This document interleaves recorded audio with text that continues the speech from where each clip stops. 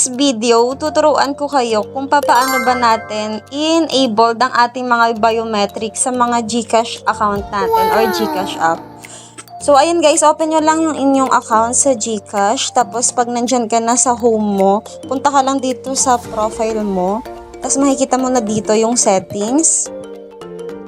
Ayan. Tapos, makikita mo na dito yung biometrics options. So, as you can see, disabled pa yung akin. So, kung ganyan yung lalabas sa inyo, i-click mo lang yan. Tapos, ayan, i-enable lang natin to or i-open lang natin.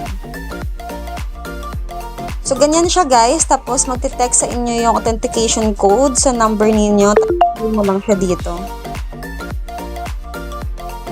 Tapos, i-submit mo lang ang authentication guys na sinend sa'yo. So, after nyan, okay na yan. Nakalagay dito, biometrics login enabled. So, okay na yan guys.